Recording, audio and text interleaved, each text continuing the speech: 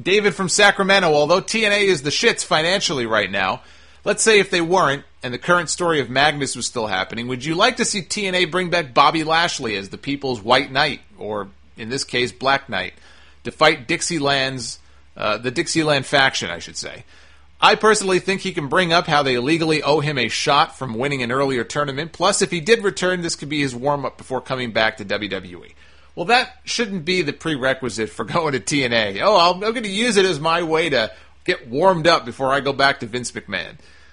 If that was his goal, like if I'm TNA and Bobby Lashley comes to me and says, hey, I'm available, I want to come back, but I'm going to be honest with you, I want to go back to Vince, but for now, I can come back and do some stuff with you guys, I would tell him to get lost.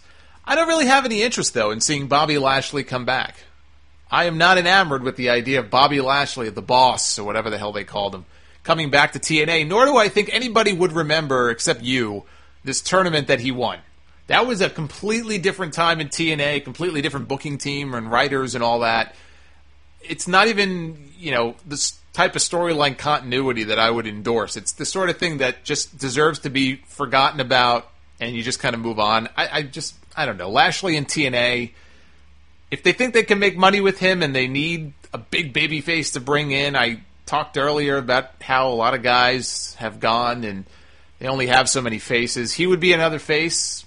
I don't see him making that much of a difference, really.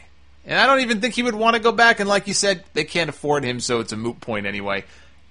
Check this out, guys. For you, the listeners of the Sound Off, Audible is offering a free audiobook download with a free 30-day trial so that you can check out their service. And it's a quality service. I wouldn't be mentioning it on my show if it wasn't. They have a bunch of wrestling books to choose from in audio form, including Lex Luger's book, Dusty Rhodes' book, Hulk Hogan's book is available with narration from the Hulkster himself.